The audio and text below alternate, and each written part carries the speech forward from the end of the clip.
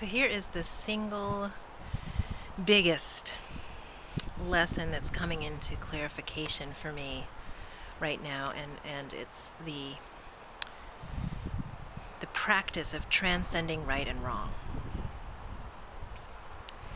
And so you might have heard the poem from Rumi, "Beyond ideas of right doing and wrong doing, there is a field. I'll meet you there." And maybe you've oohed and ahed at those lines, posted them on your Facebook. But what does it look like in your life? What is the practice of being in that field? So one way I learned this was through one of the Brahma principles of harmony, which is no judgment. And what I notice, if we work with the principle of no judgment, we immediately begin to notice our own judgment when we're doing it. And that practice gave me a way to awaken that awareness and to notice the internal dialogue and to be with it. However, in my day-to-day life, I was not equipped with a replacement for the voice of judgment and the quality of judgment, which to me operationally means when I assign a label to something, so I call something by a name, which includes an energy of right and wrong, good, better, best, bad, or any kind of hierarchical ranking of superiority. And think about how many times we do this in a given day, and how it's just part of what we call our normal consciousness, that we believe is just the way it is and is necessary to get by. That we are subtly labeling things as good or bad, right or wrong, crazy or not, and sorting our world so that we can be justified in ignoring certain things or condemning certain things and then embracing other things and wrapping our arms around those things and clinging to them as our vision of how it should be.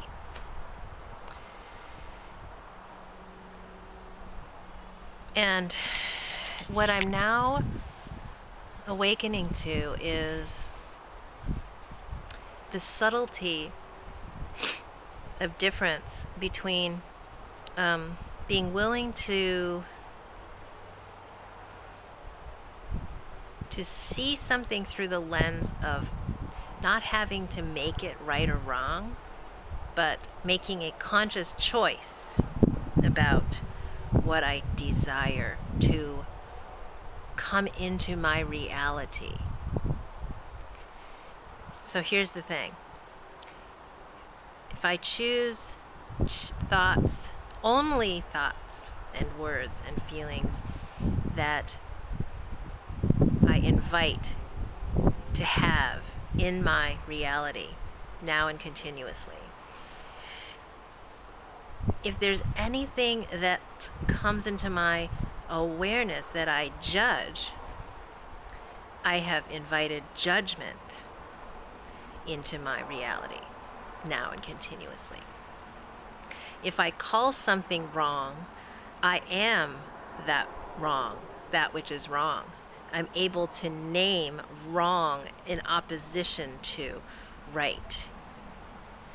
Versus seeing some phenomenon, loving it, making it okay, and making a new choice. So it's a subtle difference, because I know that alarms are probably going off in your head. The morality part of your consciousness is like, no, don't kill me.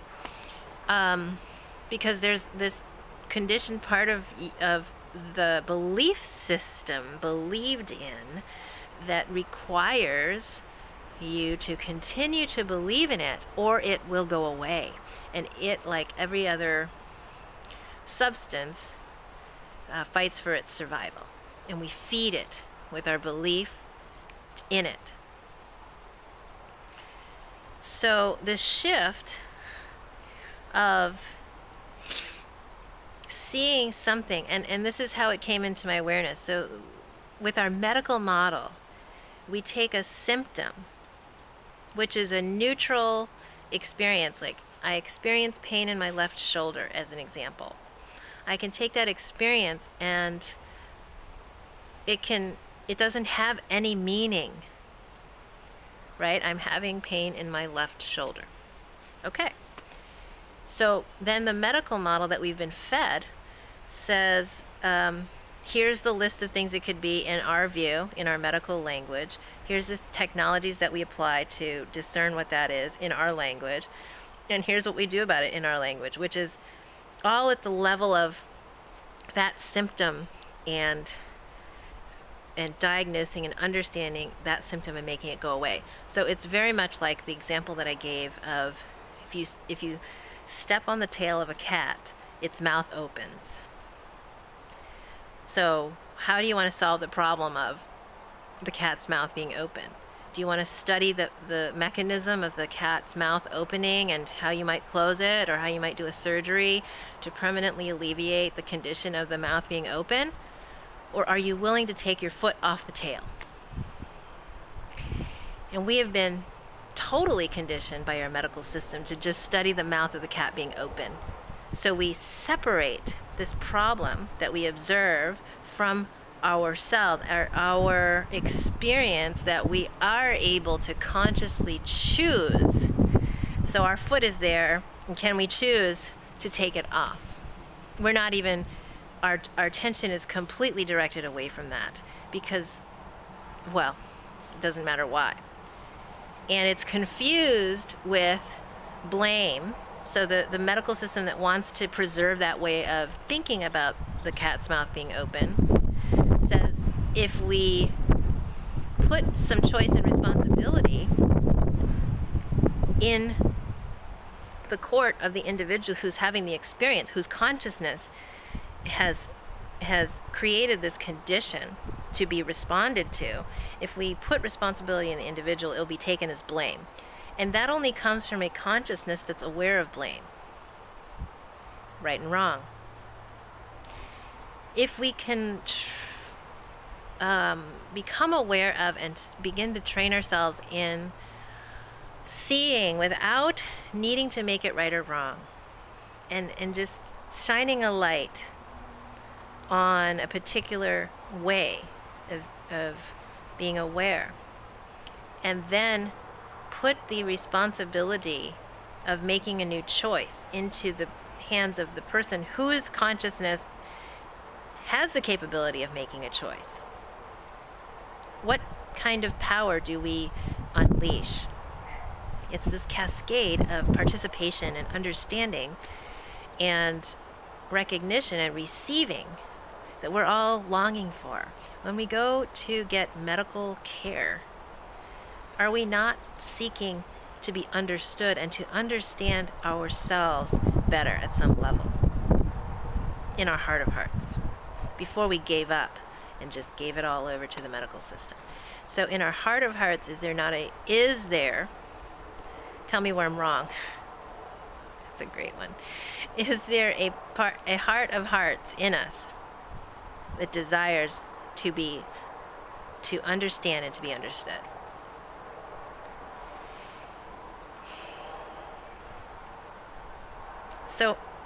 So with a new consciousness, I might see the symptom as the pain in the shoulder and not label it, but rather ask a question with no agenda and no need for it to change, and ask a question of the person and their experience, and allow that person to answer from their consciousness, and allow the words and the body language and the tone of voice of that person's answer to be the light shining on where that person is in their consciousness. And then with love, to guide to precision and to release the latent potential available in that level of consciousness, pointing it back on a trajectory of healing, which points in the exact opposite direction of the latent potential energy. So, can pain be joy and enthusiasm latently returning? And what happens if we can touch the place in that person's consciousness, becoming aware of the experience of pain being translated as their joy, enthusiasm, desiring to return and requiring support in its return by the nourishment of attention. And I can talk about this conceptually, and yet I'm speaking from having the experience in my own body and consciousness of having been guided and loved exactly on this trajectory, specifically for me. And that's another piece of it that I'm really learning and observing, that specificity is so important. And with our medical system, we have gone away from that toward the evidence-based medicine model, and we are learning that that's not working for individual patients or physicians. And where does this specificity come from? Can we determine it merely by looking at the code of the DNA? Perhaps. But is there also another access point to determine specifically where a particular person is and what can be activated